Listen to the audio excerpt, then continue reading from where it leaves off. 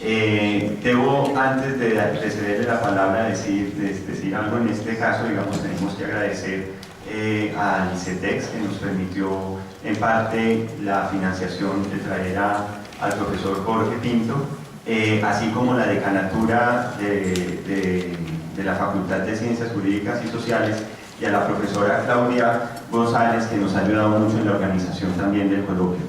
El profesor Jorge Pinto nos visita en la Universidad de la Frontera. Es una universidad que se ha identificado con la Universidad de Caldas. Estos días hemos estado hablando mucho por su dimensión provincial, de alguna manera, en la construcción también de estos procesos que estamos empezando a desarrollar, pero que ha llegado a dar grandes resultados de investigación. Yo les quiero decir, para presentarles un poco al doctor Jorge Pinto, él es Premio Nacional de Historia de Chile, que es la máxima distinción que pueda recibir un historiador en ese país, donde ese premio no solamente les da un reconocimiento, un prestigio social, sino que los eleva, digamos, casi que a una posición de ser personas que están opinando y haciendo parte de la construcción misma, en este caso del mismo Estado, de la política, digamos, que se va llevando a cabo. En este caso el profesor es especialista en el tema mapuche, que es uno de los temas, digamos, que continúa vigentes, que desde el origen de la construcción del Estado, del proyecto del Estado-Nación chileno, surge como un caso, digamos, una situación que ya de pronto él nos va a profundizar más, pero que en este momento está completamente vigente.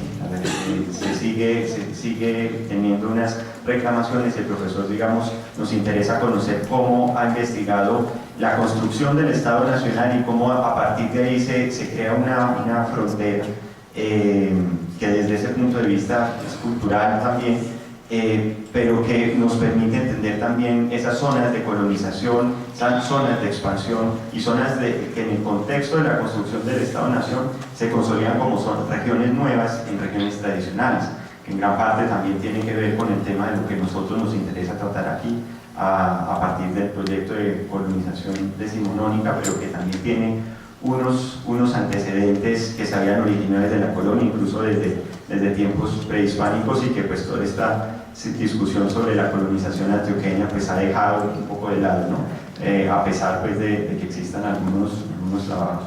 Entonces, el profesor Jorge Pinto es doctor de la Universidad de Southampton de Inglaterra, y yo le cedo la palabra, profesor, y bienvenido, y le agradecemos mucho todo lo que ha hecho estos días con nosotros.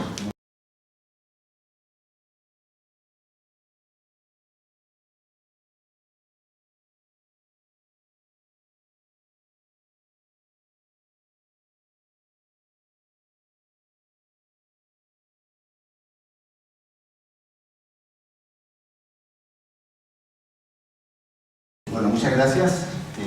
Quiero saludarlos en primer lugar y expresar mi agradecimiento a Sebastián y a Claudia, que gestionaron mi visita a Manizales, a la Universidad de Caldas, y al Banco de la República, que ha hecho posible también que nosotros estemos acá.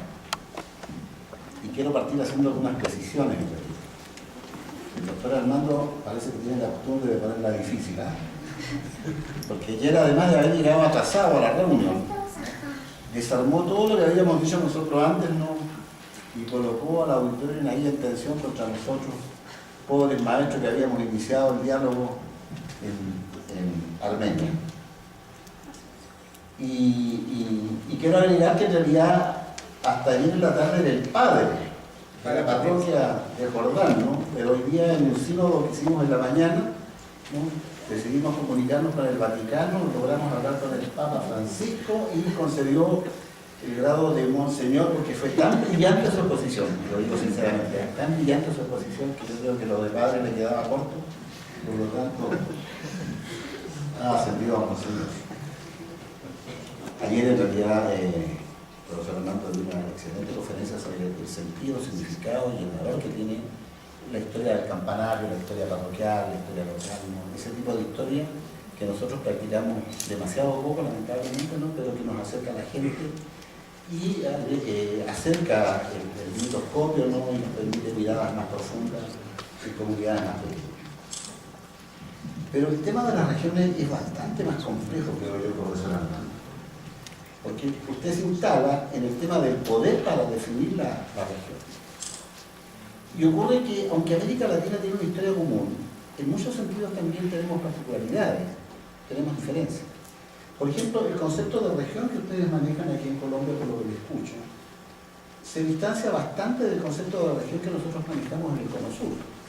En primer lugar, porque el ordenamiento territorial que estableció la corona lo hizo a partir del establecimiento de audiencias. No sé si para bien o para mal, nosotros los chilenos quedamos fuera de las audiencias porque a alguien se le ocurrió que éramos una capitanía general.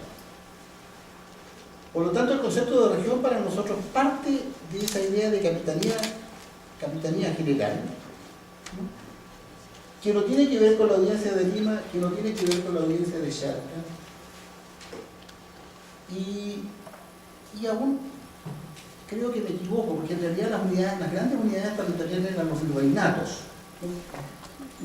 Nosotros éramos capitanía general, no teníamos nada que ver con el virreinato del Alto Perú, ¿no es cierto? Los tres virreinatos, Nueva Granada y después Nueva España.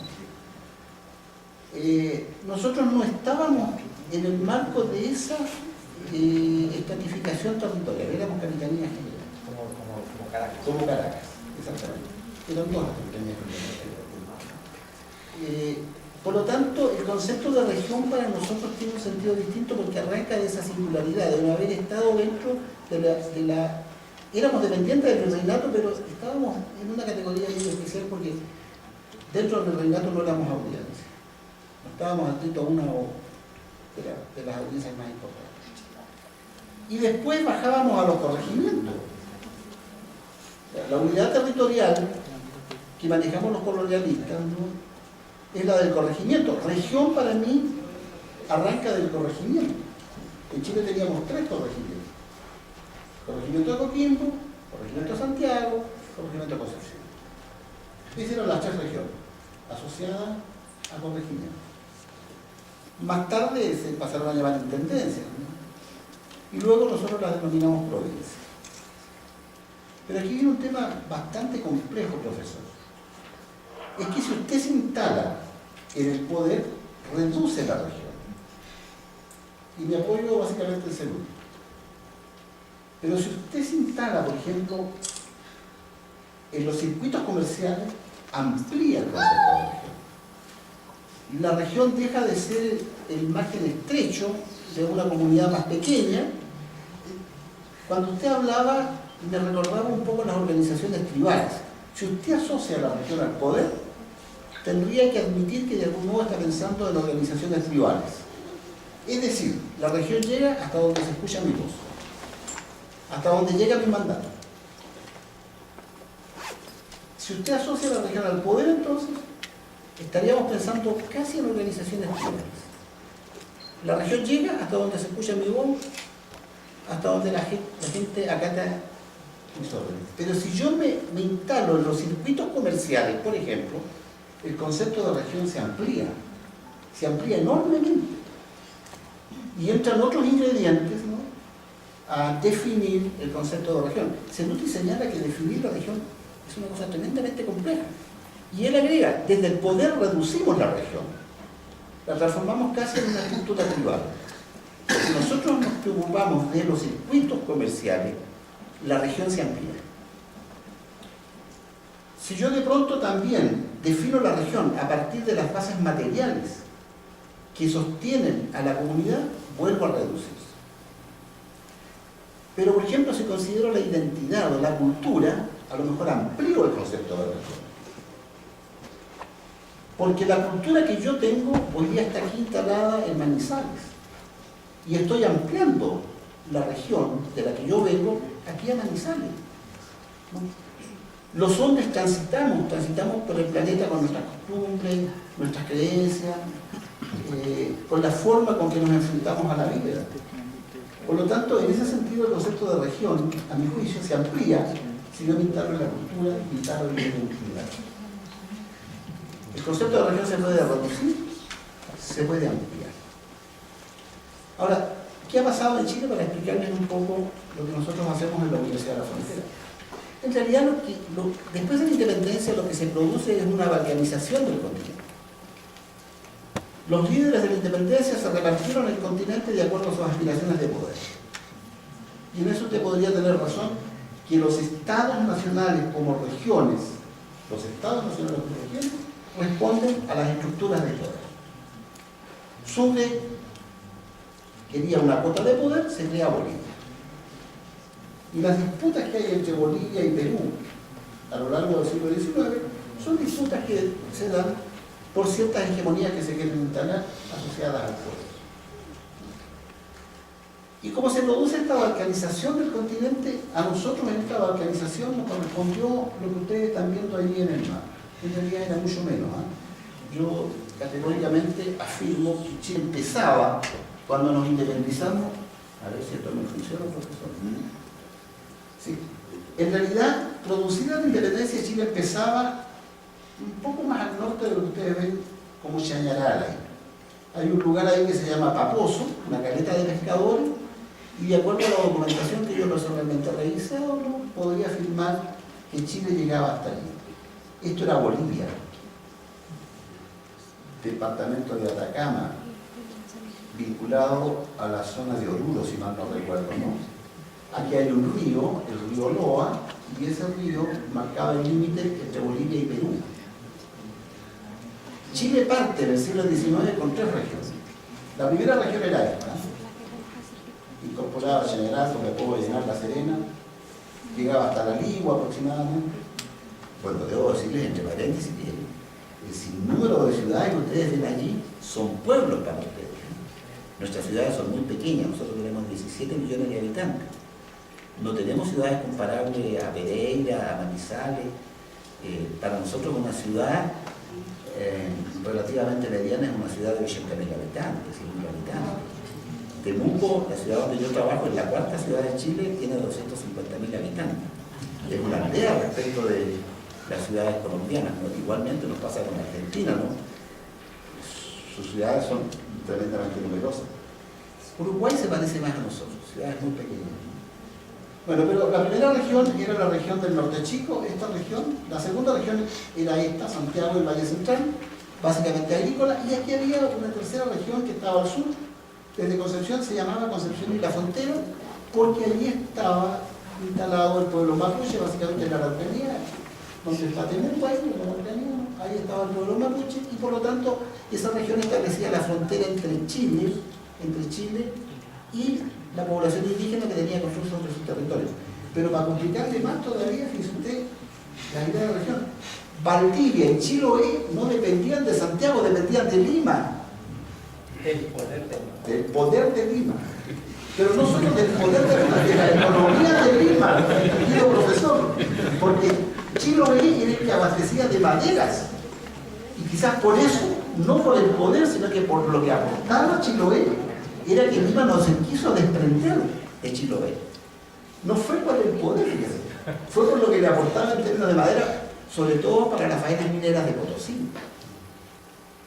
Por lo tanto, en realidad, cuando se discutió en Chile, por ejemplo, en el año 1828, ¿qué iba a hacer Chile?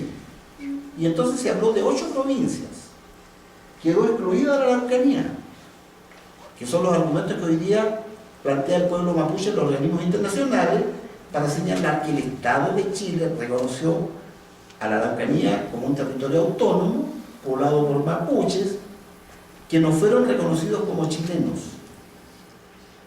Cuando se empieza a construir la nación chilena, en el año 28 se discute, y se discute qué iba a pasar con la Araucanía y qué iba a pasar con Chiloé.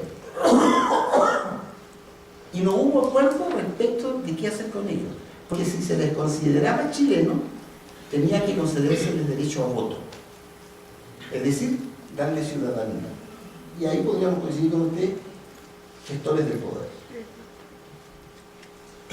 Entonces, en ese sentido, los conceptos de región que nosotros manejamos en Chile son conceptos bastante complejos y que no siempre van necesariamente vinculados al poder. Yo creo que esta división en 3 corregimientos, que yo mencionaba, el norte, el centro y el sur, los extremos y los centros, tiene que ver más bien con las bases materiales que permiten el funcionamiento de la sociedad. En el norte, minería; en el Valle Central, la agricultura; en el sur, una actividad ganadera, básicamente, ¿no?, con un puerto de Concepción que es muy importante. El mapa que ustedes están viendo es el mapa que corresponde a la última división administrativa hecha por los militares y que no se ha podido modificar. Región. Primera región, Tarapacá; segunda región, Antofagasta, etcétera, etcétera. Estas regiones, de alguna manera, son regiones que se instalan en el país a partir de un estudio que hicieron los geógrafos en 1950. A través de la Corporación de Fomento de la Producción, dividieron económicamente la región, no desde el poder, económicamente. Ahí. ¿Cuál era la característica de cada zona económicamente hablando? Y en función de eso establecieron esta división, que es la división que se ha mantenido. Por lo tanto, yo creo que el concepto de región, yo le agradezco su intervención, profesor, porque nos permite a nosotros reflexionar, discutir, hacer planteamientos respecto de qué estamos entendiendo por región. Y por lo tanto, ¿qué estamos entendiendo por historia regional? Y básicamente, en el caso de los estudios que nosotros hemos hecho en Temuco, por historia regional estamos entendiendo una historia que involucra varios ingredientes: poder, economía, bases materiales, circuitos comerciales y fundamentalmente también cultura e identidad. Todos esos ingredientes de alguna manera están incidiendo, ¿no?, en los estudios que nosotros estamos haciendo sobre eso. Bueno, estas aclaraciones me van a quedar aproximadamente 15 minutos para explicarles lo que estamos haciendo, y el interés en realidad por establecer algunos contactos con la Universidad de Caldas con el propósito de iniciar estudios que yo denomino comparativos. Y en ese sentido yo señalaba ayer, no despectivamente, ¿no?, que debíamos superar cuando enfrentamos los estudios de historia regional, ¿no?, desbordar estas visiones más parroquiales, más centradas en un espacio demasiado específico. Si nosotros no hacemos estudios comparativos, creo que vamos a avanzar menos. Desde luego, toda su intervención me ha permitido a mí, ¿no?, comparar situaciones que son en parte diferentes, en parte a lo mejor podrían coincidir. En realidad, la historia regional en Chile adquirió un impulso cuando se crean universidades regionales. Nosotros teníamos en Chile 2 grandes universidades del Estado: la Universidad de Chile y la Universidad Técnica del Estado. Me imagino que no será difícil explicarles a ustedes que ambas funcionaban en Santiago. Ahí en Santiago estaban instaladas estas 2 universidades, ¿no? Ahí está Santiago, la capital del país. Y estas 2 universidades, la Universidad de Santiago y la Universidad de Chile, tenían sedes regionales en varias regiones del país, en varias zonas del país, en varias ciudades del país. Recientes. Estas sedes se crean a partir de 1960. Hasta 1960, los estudiantes que no vivían en Santiago tenían muy escasa posibilidad de acceder a la educación superior. No sé cómo sería el caso de Colombia, pero en general era muy difícil para un estudiante de provincia, ¿no?, llegar a la universidad, porque las universidades estaban básicamente en Santiago. A partir de los años 60 se crean estas universidades regionales, o más bien estas sedes de la Universidad de Chile y de la Universidad de Santiago, y en los años 80, concretamente en el año 1981, estas sedes se transforman en universidades regionales. Y aparece una universidad en el norte, la Universidad Arturo Prat, la Universidad de Antofagasta, la Universidad de La Serena, la Universidad de Valparaíso, y llegamos finalmente a la Universidad de Magallanes, que ya quedó fuera del mapa acá, en el sur, ¿no? Nosotros en Temuco, la Universidad de la Frontera. 1981 se crea la Universidad de la Frontera. Yo llego a la Universidad de la Frontera poco tiempo después de su creación. Hacía 5 años que se crea la Universidad de la Frontera cuando yo llego a la universidad. Y esta universidad tuvo un fuerte compromiso regional. Teníamos un coronel de rector. Estábamos en el pleno gobierno de Pinochet. Pero este coronel fue un coronel muy particular. Yo creo que fue el único coronel, ¿no?, que fue expulsado de la universidad a pesar de tener el grado de coronel, ¿no? Porque este coronel se creyó el cuento de que las universidades regionales tenían que ser el motor de la región. ahí estaría el cerebro gris, la materia gris de la región iba a estar ahí en la universidad. Y este rector se creyó el cuento, fortalece una facultad de medicina, una facultad de agronomía, una facultad de ingeniería y una facultad de humanidades y educación, así se llamaba en ese entonces, ¿no? Y empieza a contratar profesionales a pesar de ciertas trayectorias que tenían estos profesionales que los hacía de todas maneras dudosos, al menos una cierta suspicacia.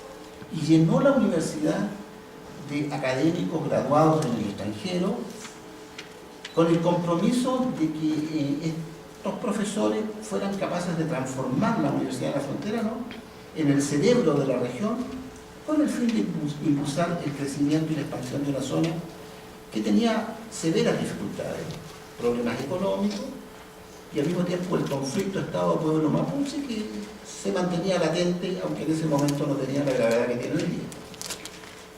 Era muy particular en realidad la vida de este rector en esa universidad, ¿no?